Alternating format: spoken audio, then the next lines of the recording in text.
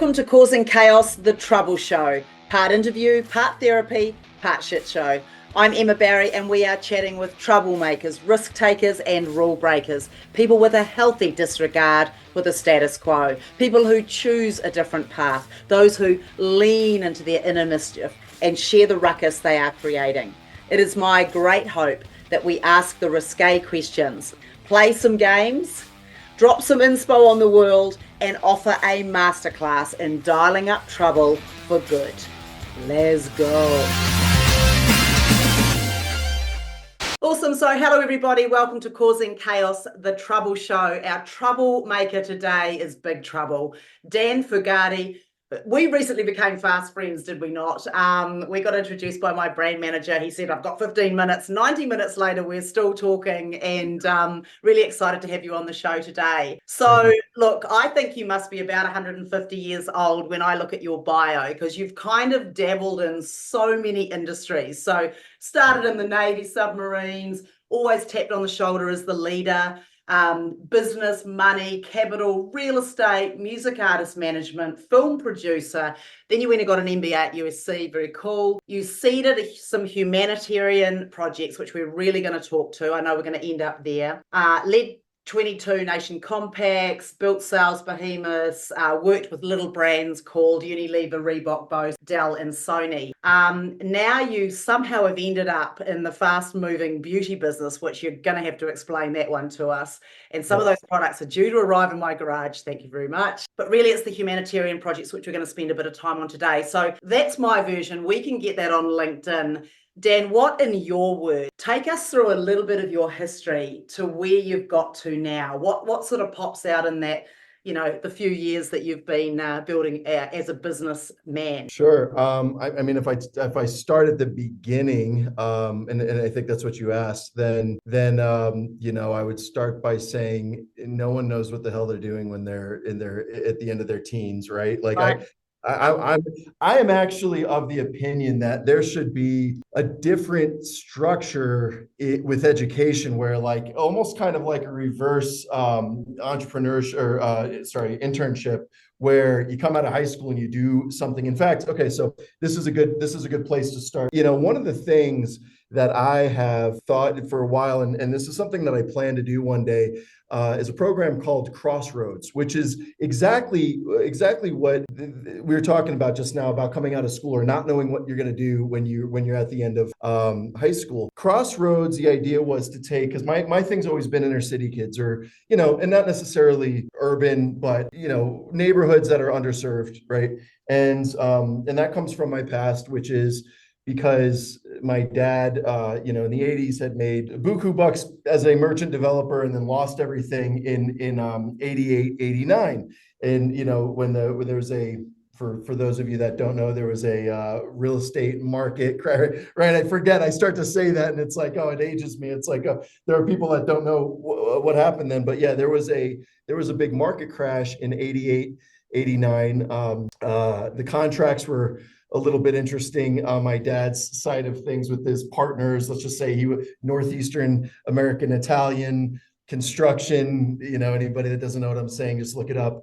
But you know, let's just say a couple of the partners did not do the paperwork right, and the underwriter at the bank that lent the development over $100 million was the same person, and it was a partner. Anyway, so point is that we went from being, you know, arguably wealthy to poor, and really great experience for me. It's the best thing that's ever happened to me in my life by far, because it was very cool being, you know, 7, 8 years old and having a garage of Power Wheels. But what was even cooler was actually getting out and like learning some real stuff about life. And you know, it wasn't always fun at the time, but we lived in neighborhoods that were rough, and you know, it was sucked when your bike got stolen every time you got a new one and that kind of thing. But what it really taught me was, what it showed me was the different parts of life. We went from being rich to poor, and my mom working at a fruit stand getting $100 a week in fruit because she was the bartender at my dad's yacht club because she left when she was 15. So anyway, my point is what I learned was that kind of urban community just needed a lot of good ideas or an exposure, like good ideas meaning good voices. So in short, what I learned was that the myopic view that comes from some of these neighborhoods is naturally from the fact that they haven't gotten out and understood things. So I've always wanted to create a program called Crossroads, where you get out and where you take a student and they've got to do certain things to be eligible, but then they go through like 15 different uh, industries as essentially an apprenticeship, just to learn what's out there before they go to college, before they decide what their major is. But That sounds fantastic. When are you starting it? I've got a son who could probably do with that like next year. yeah,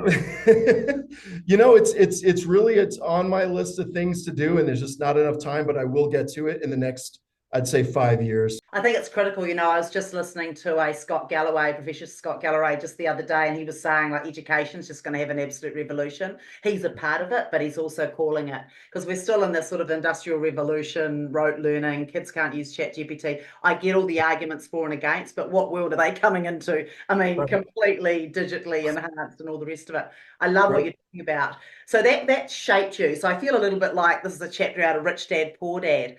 What did you learn from being rich, and what did you learn from being poor? Well, when we were rich, I was a kid, right? So like I can't necessarily give you a apples to apples comparison, because when I was 10, 11, my mom was I mean, whatever, being raw here, she went to drinking, and my brother, he had stopped talking because he was young, he was a baby, he's like 4, and so I kind of became the man of the house at a very early age. And that was my perspective. It's like I had to grow up fast. So I couldn't necessarily compare the two at the time, but what I could tell you is that, there's a lot more heart in neighborhoods where you have to kind of fight for your own, right? There's a lot more passion. I mean, that's, look at music, look at whatever, trust fund kids.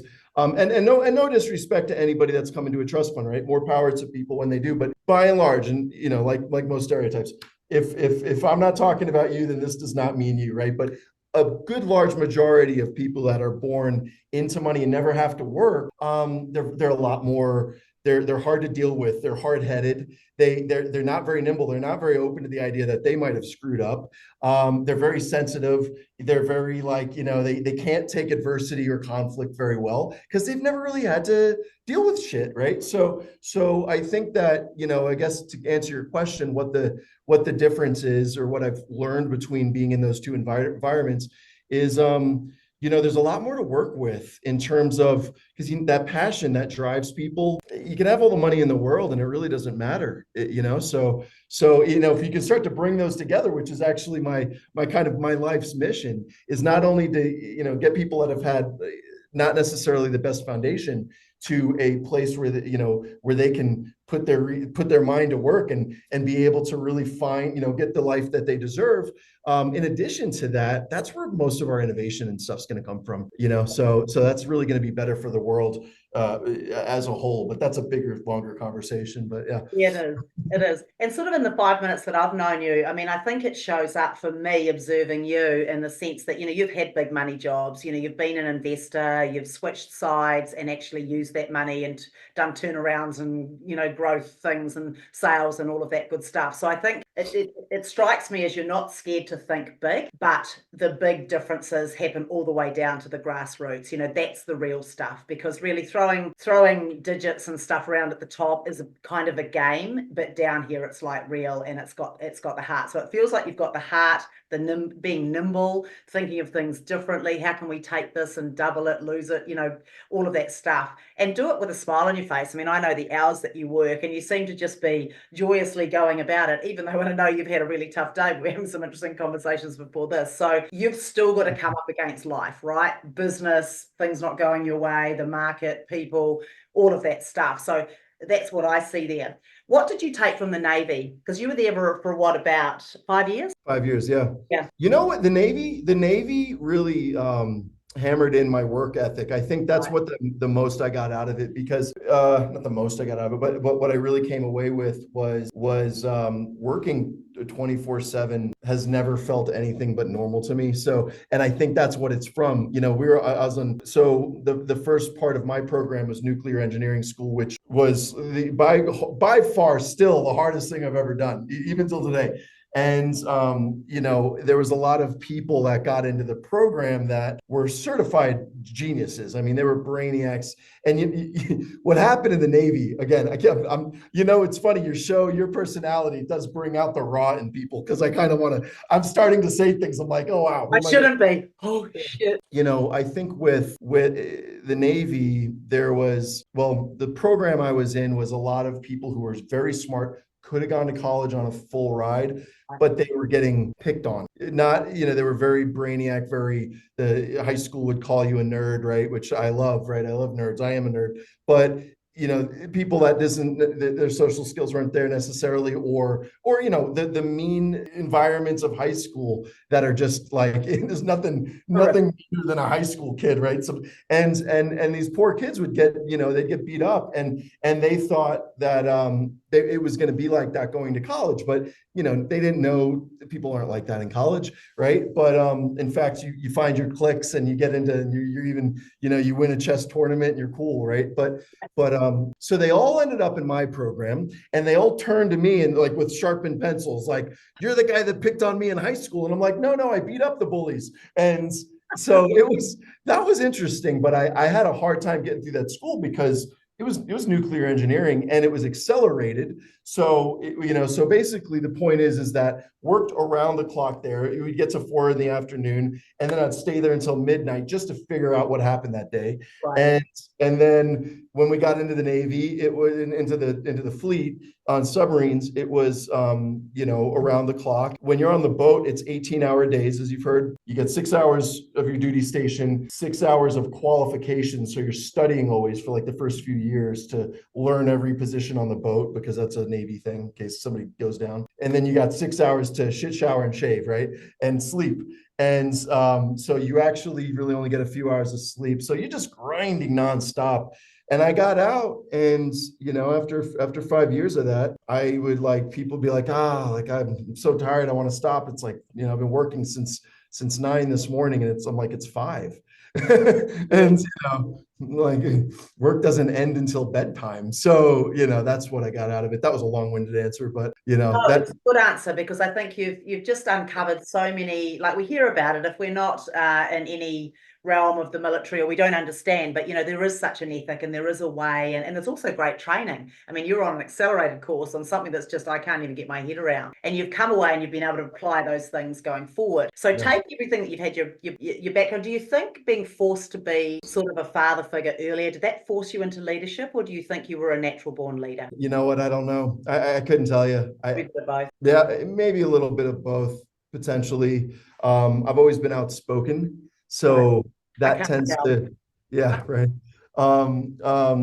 No, it's probably a bit of both, but I think that it made an impact to have that situation at 10. Yeah. Right. So let's step now into business. So you've done couple of decades in business now, where you actually stepped into that. Tell us through that phase. Where did you apply yourself? Who tapped you on your shoulder? What are some of your most favorite things that you've done that you think you really added value, and why? Background wise, is mostly when I came out, I got into, all right, so getting out of the military, it was like, okay, let's go do something completely different. For a second, I thought maybe I got an offer at from NASA to go work at JPL, which would have been working on the Mars rover. And I was like, cool. And then I immediately realized that's what I said about nuclear engineering. And I was like, no. I was like, run away. This is horrible stuff. I'm the dumbest guy in the room. Yeah. So that's when I was like, no, I got to go a different direction. And I got into, it was really kind of what I learned was, getting out into civilian life, kind of took a hip shot decision early on. Decided nuclear engineering stuff I'm not that type of person. Did not like it. So I go, let me just chill and kind of learn things now before I go make any decisions. So what I did was I started getting involved with something I know I'll always care about, which is at-risk youth, or now it's called, I like a lot better, opportunity youth. And I started working with programs like Stop the Violence and Peace, Increase the Peace, Homeboy Industries. There's some others that actually we started creating. So early on, we were working with music artists. I got with a guy that his uncle was one of the original Motown people, so he had some music connections, and we'd gotten some backpacks, like celebrity signed backpacks from William Morris Endeavor at the time. From that point, it's funny, there's a bit of a crossover between community programs and real estate, believe it or not, right? So, the reason why that is because if you turn the dial up and you go up to the people at the top, like what's his name, Rick Caruso. Do you know who Rick, right? So Rick Caruso is anybody in LA would know who he is. He's done all of the big complexes like the Grove and Americana in Glendale, and these like 8 or 9 other these massive complexes. Well, when you're a developer that is that big, you have to get the city's approval. And so these big time developers, they become very close with the mayor, people, of the like. So there's actually, if it trickles down into this kind of overlap between real estate, these people I was working with that was working in community projects were also had their hands in real estate. And so I started getting involved in that. Also because quite frankly, and this is in the beginning when I was just kind of like living life, just seeing what things were. I got out and I said, I want to get my training certification. I want to bounce out of club. This is 22-year-old person coming out of the military, and I want to learn how to fly planes. So, and that's what I did. I came out and I did those 3 things. And I met a lot of people doing the club thing at the Standard. When I was doing training, I met a lot of people there. I got into real estate, frankly, because an ex-girlfriend of mine, there's a guy that worked in Burbank, that owned a big chunk of Burbank, come into my girlfriend's bar, and she was a host. And this guy was like taking all the girls to boxing matches, ringside, $5,000 a seat. I'm like, and she's like, boo boo, can I go with, Chuck and the girls to a boxing match? And I'm like, whatever, I can't afford $5,000 boxing seats. Knock yourself out. And, he's going to get me a job in commercial real estate. I'm like, well, babe, I've been hearing that for a year now. Why don't you get your real estate license, So anyway, we both went to real estate school to get our license. And so I accidentally ended up with a real estate license. And from there, I just started meeting people, and they're like, oh, like, do you do real estate? Because everybody in LA, I guess, does real estate. So got into real estate. This guy approached me at a party, but he's like, hey, like, do you want to do real estate? And I'm like, no, and he goes, what's that? Why are you hesitating? I go, well, I have a license. He goes, so you got a license, but you're not sure if you want it. I'm like, it's because of the extra. Anyway, it doesn't matter. So we end up working together, and 3-4 months into real estate, doing real estate with this guy, we're doing these residential houses. And I go, do you can have the same license and do the buildings, right? And he's like, yeah. And I'm like, why don't we get into commercial? Why are we doing these houses? He goes, well, you can't just do that. And I go, what do you mean? Why? And he's like, because you can't. And I go, well, like, why? And he's like, you just don't, Dan. And I go, all right, well, I don't like that answer. So I'm just going to go kind of figure this out on my own. And I ran around downtown and got to know the building owners. So I found this guy, Barry Shy. I found out where his office was. I go walking in, and the girl at the front tried to stop me. I was like, she goes, do you have an appointment with Barry? And I go, yeah, sure. And I keep walking, and I walk into his office. I go, Mr. Shy, Dan Fugardi, I heard you're the man in town, wanted to meet you. And she comes running in. She goes, Mr. Shy, I'm sorry. He just walked right in, and he goes, it's okay, sit down. And so I sit down, and an hour and a half later, I go back to my partner at the time, and I go, hey, I met Barry Shy. He goes, you met Barry Shy? How? Nobody can find that guy. And I go, I just walked into his office. I found out where, and he goes, okay. I said, I think he likes me. He goes, really? And so long story short, we put a 7-Eleven in downtown on 5th and Broadway. I was in real estate for 4 months, and it was because I was able to talk to the guy and I found out why. No, I love it. And what I take from this is that, first of all, you don't take no for an answer. It's like, And I love that. And when I go on a rant, it's often that. It's like, why are you accepting that? Who told you that? Where is the origin of that belief, principle, idea, answer, like all of that stuff? So you kind of brush through. That's where you remind me of every entrepreneur I've ever worked for, where the water just doesn't settle. It just keeps going and you're on to the next conversation before, like, there's not even any time to get offended or anything. It's just like, well, you're a no, but one step closer to the yes, right? So I think that really strikes me. And then you seem to have this really incredible trust of the path, trust the journey.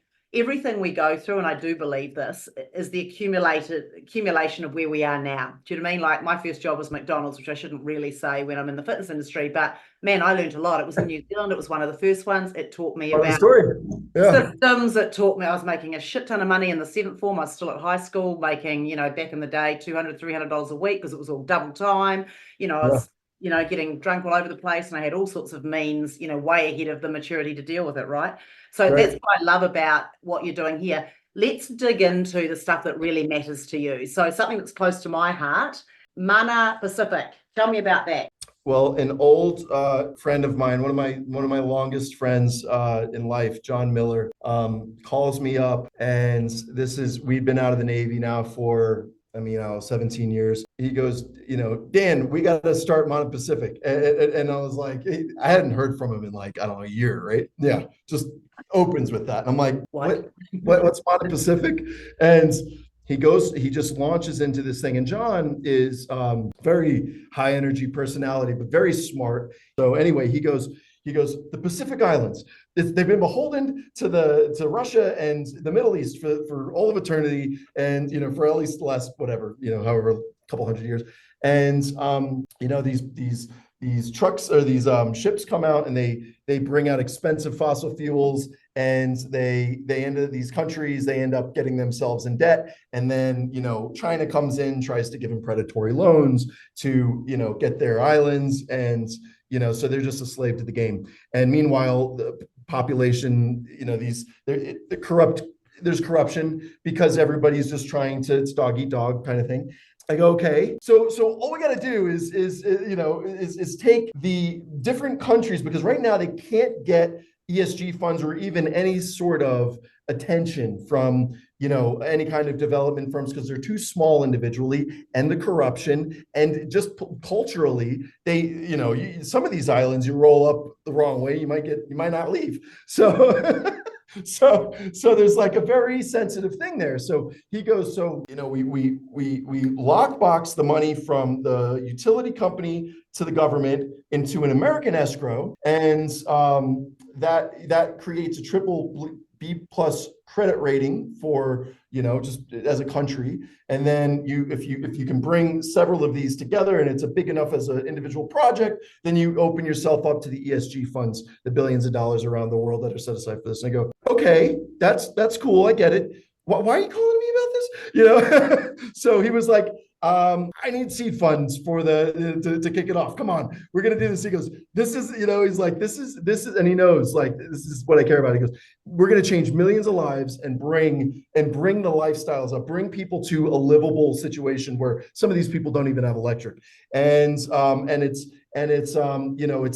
national security, and it's tens of billions of dollars of pipeline. It's everything you want, and I'm like, damn it, John, how much are you looking for? And he tells me, and it happened to be what was in my bank account to a T.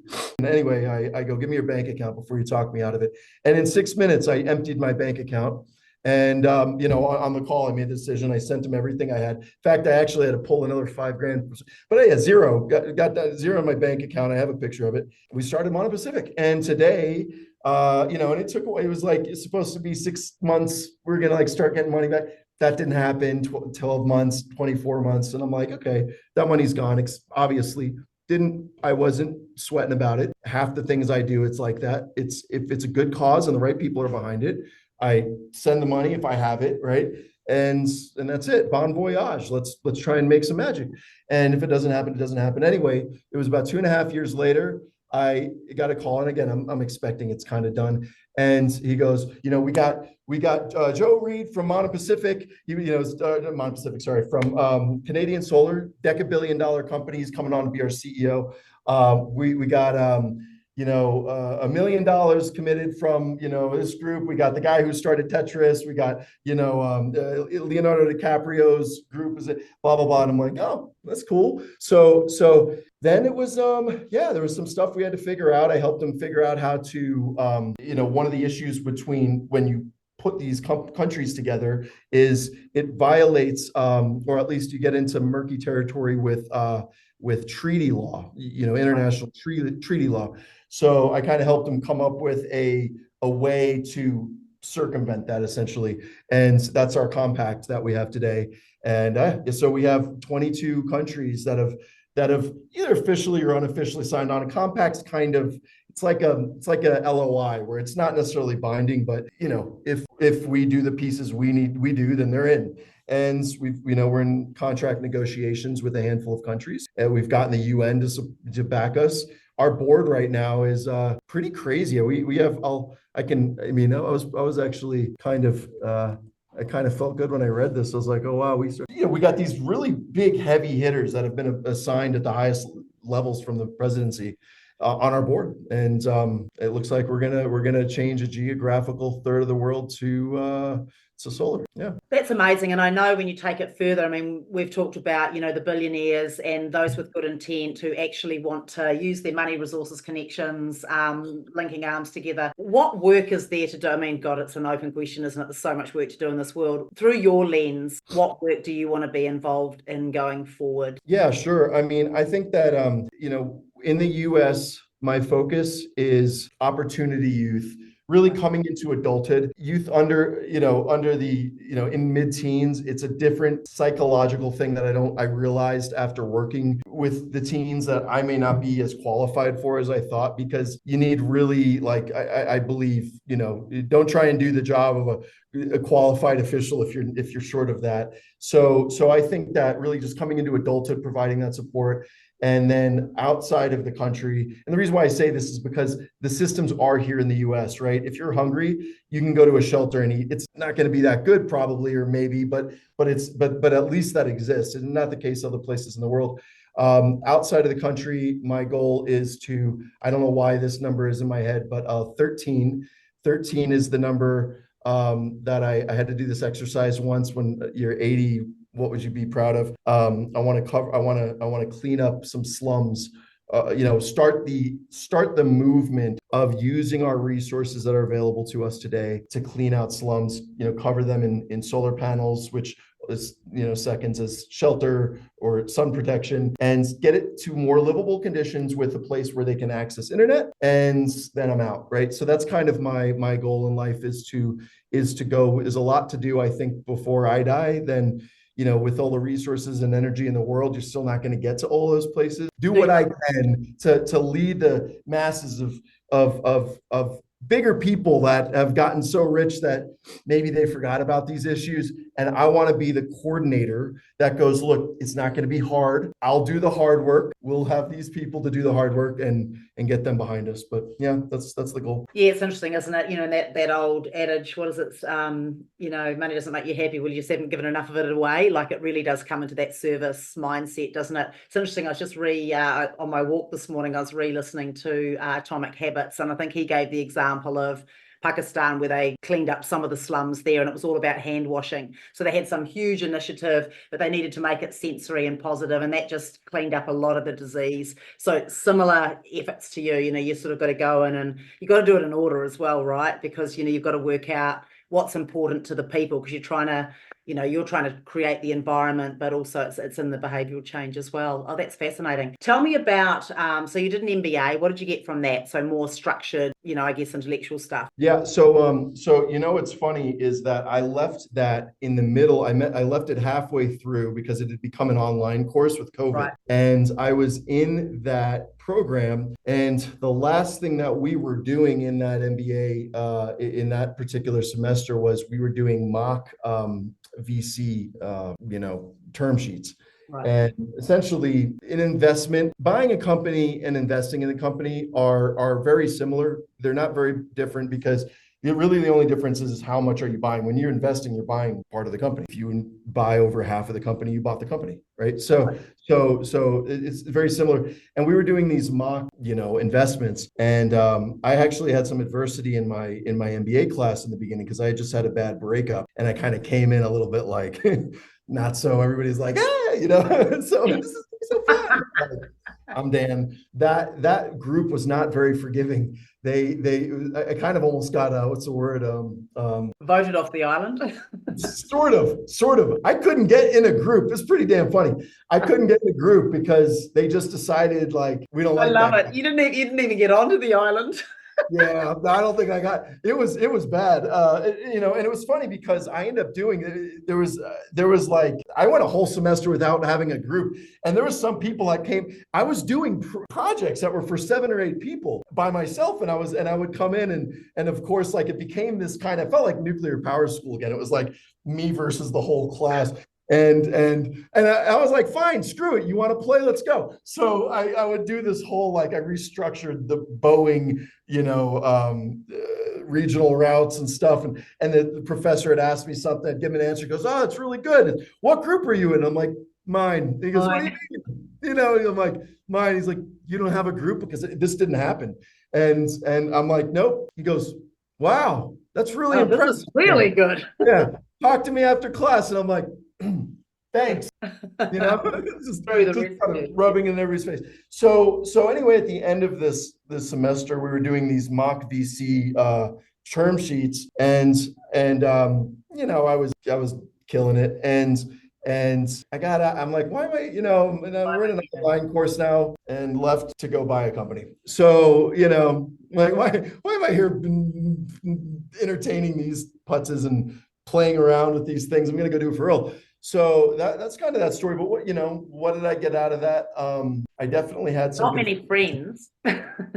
No, you know what it reminded me of? God forbid. And it's funny. My dad stopped talking to me because he's like, what are you doing? He's always freaking out about what I'm doing. Doesn't understand the entrepreneurial lifestyle. Doing my thing, man. This is what I do. I'm an entrepreneur, And it's like, when are you going to get a real job? Yeah. I have a real job. I'm the CEO, man. What I learned was, man, and this is for anybody listening to this, I know it comes with more risk. You want to have a friend or two you can sleep on their couch if anything goes wrong. And that's the worst thing that happens if something goes wrong. But man, I looked at these people that were these mid-level people and not even, working in cubicles, and they just had the nastiest take on life. And it's because they were abused nonstop at these corporate monsters. And it was old dog eat dog. And it's just like, I go, I'm really happy I made this decision in life and did not go that route of working up the ladder and working around all these people that just kind of had nasty attitudes. So that's my takeaway is, go out, do whatever the hell you want to do. Like you said, trust the process. You're gonna get punched in the face half the time, but you know what? You live a good life. You don't have to deal with these snots, and you get to where you want to go eventually. Resilience is the key. You get used to getting punched in the face, and all of a sudden you start dodging them more, and you don't get hit so much. And that's good. That's great. I'm going to ask you 3 questions, and then we're going to chat about what you're currently doing. So in Styler, we'll talk a little bit about that. So number 1, what is the biggest risk that you've taken in your life? And it sounds like you've taken quite a few actually so far that you think paid off. It's a good question. Yeah, you're right. My entire life is nothing but risk. What is the biggest one? Are they really risks though? Do you see them as risks? I don't see them as risks, but they're dicey. If you ask a conservative person that's not sure. What's the biggest risk? I would say just doing really any of this stuff that doesn't have a finite path or an end, but everything turns out okay. Gosh, I don't know how to answer that question. I think it's testament to who you are, actually. I don't think you see risk in the same way that probably most of the population do. Just the way that your whole life is zigzagged and, emptying your bank account at someone else's whim, which you believe in, but who would actually do that? Who would actually do that? And you sort of gave it before. The worst that can happen to me is that I ring up my buddy, I go over there and, I'm there for a month or whatever while I get, whatever. So I think you've already stopped the gap and you don't think about all the negative stuff. I think you're positive and you've got the ethic and the contacts and the intention to push it forward. So I think that's what I'm taking from. And question number 2, what law would you ban if you ruled the world? I'll give you a more applicable one right now. There is bankruptcy law for business. This is a business environment. Bankruptcy law is obviously there to protect companies who have creditors coming after them. But to do that, you have to file bankruptcy, which sounds, it's very binary to people. It's like, oh, that company failed. Not true, right? It's just needs more time, right? It's like real estate. Real estate always does well over time, but you don't have the money to float it halfway through, you can lose it. So what I would change, because a lot of businesses go through this, a lot of businesses fail. A lot of businesses have turmoil, or become distressed. There should be a law. And in fact, it's funny, I just, as of last week, started working on this. So I am working with a paralegal guy in Pakistan, as a matter of fact. Really clever guy. I love this guy. His name's Abdul. What I would do is create, or what we're going to try and do is create a pre-bankruptcy system that is meant to push. It's like a deferral. It's like like if you have a hardship with a credit card where you get some breathe room, something like that. That is essentially like an IRS law where you can, I don't know what agency it would be, where you can get breathe room to restore your business and then go back to paying people back. Because the creditors, they're not thinking straight. When they want money, they just come after the company. And really, if you let the company breathe, yeah, they can just tear the money back. And they get nothing. The senior lender is the secured person gets everything, and they would get nothing.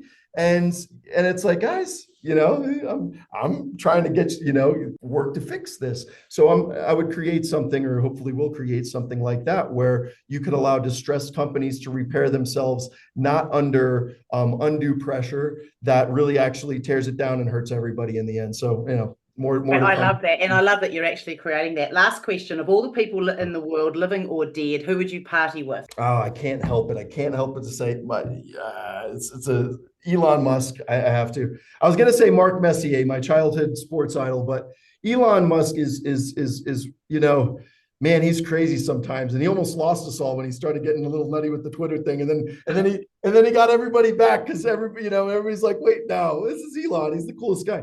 My goal is to be the Elon Musk of profit companies, impact profit, and I would have to meet him, and I hear he can be a tough one to have a conversation with if you're not on your toes, but that's and I would love to party with him too. I think that would be fun. Oh, I think so too. Yeah, I think so too. So let's go to your current job. What's happening there? And you can perhaps start giving us out some shameless plugs of where to find you, anything we can do to help. So tell us about your job now. What are your big goals there? Well, I took over running InStyler, which I call InStyler Brands now. We turned it, because the company has different licenses, and it's, people didn't understand who they're talking to. So InStyler Brands, been around for 15 years. We've provided 25 million units of hair tools, primarily around the world. We're coming out very soon with a heatless, I'm like, should I say this now? Heatless alternative. Very, very cool stuff. You'll see that in the next month or two. And basically just trying to kind of come back down. There's recession concerns around the world in the different industries. Everybody kind of sees that there's something we're going to potentially have to weather. So I've been looking more at less expensive, because we're the higher end of the mass market. So we sell premium quality tools at mass market prices. If you want a really solid hair tool that you're not spending $400 for, InStyler is the way to go. We've got the best hair tools. When bracing for a potential recession, the idea was, because most of our tools are $80 to $100, $60 to $100, is let's make a less expensive, something that is not at a exchange for quality. So let's not make a cheaper hair tool, but let's make something in that $20 to $30 range. That's just, the quality that we're expected to put out. And that's what we're doing right now. So yeah, that's it. That's it in a nutshell. I mean, how you can help, anybody that wants to be involved, I'm very open door. I love ideas. I love people with energy, and I like to really help, small businesses. If there's a way we can boost them, still trying to get us back on our feet fully before we, are diverting energy too much. But that's pretty much it. I mean, other than that, I'm looking for powerhouses that are willing to join me in my consortium of heavy hitters where we can go out in a coordinated fashion and start addressing some issues that need That's to be. great. And then define heavy hitter for me, like what sort of resource base are you looking for if people are listening here and thinking this could be me, my company, my, a contact I have? What are you looking for specifically? It's a broad scope. I mean, ultimately, one of the things that we didn't get into, but it's similar, is I'm looking to really pull together people that have a true responsibility, for and people that are business people that have a responsibility. So, people in business that have been able to hang on to their responsibility. And I'm looking to just continue finding those because we're all looking for each other, I feel like, and we need each other because there's some big things coming that we gotta be ready for. That's great. I'm going to give you some rapid fire questions, which you have not had time to prepare, and then we're Like going your other questions. Yeah, we're going to finish with any last words that you have for the audience. So, would you rather karaoke in your underwear or dance wildly in a public mall? Karaoke in my underwear sounds fun. Sounds great. Would you rather moonlight skinny dip with a stranger or secret rendezvous with an ex? Define stranger. I'll go with skinny dip with a stranger. Why not? Sounds good. Would you rather stay in one place your whole life or travel continuously? The second one. And yeah. Anything but what you just said, yeah. Would you rather have the ability to read minds or time travel? Oh, that's a tough one. I think time travel. I think I'm the same. And then last one, would you rather a crazy night on tequila or an unforgettable trip on shrooms? Unforgettable trip on shrooms. You're so LA right now. You're so predictable. Yeah. So predictable. Hey, look, this has been amazing. What have I not asked you? What is something that you'd like to just leave our audience with now? I want to know how you got to be so awesome. That's not a question. It is. It's a question. It's a question. You got the energy of you got sunlight coming out of you, and that's I think that's great. You're always asking the questions, so I thought I'd throw it back at you. Oh, that's funny. Well, I think I share one of the genes that you have, and that is, I guess when the chips are down, just be prepared to let go of the safety rail and kind of just leap. I think that's how we ended up in the US. I think that's how I've ended up in different things other than fitness. So a little bit like you, I don't think I'm as ballsy as you in business. I think you've done lots of more zigzags, but early days, right? We've got another, who knows how many decades to go. So, but look, I take my energy from people like yourself. Like I am now creating a life, spending time with people who think like you do, outside the institutions that really hold us and keep us small, and just really trying to light, my whole mission really is to light fires under people and projects that can't be extinguished. So it's a little bit like what you're doing. If you have a conversation, plant something, and then it just eats away at you in a good way. Like you're just like, oh shit, I can't ignore that anymore. I have to do something with that. So that's what gets me up in the morning. I can certainly see what gets you up in the morning. I want to thank you, Dan. This has been incredible. Just truth bomb after truth bomb after advice after advice. It's just absolutely amazing. But all the best. I look forward to meeting you in person sometime. I know, me too. Thank you in advance for the gift, and please, we'll put up all your socials, where to find you, all of that good stuff, and have an awesome year. Thank you. Likewise, same to you. I'll talk to you again soon, I'm sure, and let's keep making magic. Sounds great. Thank you so much. Thank you for having me. I appreciate it.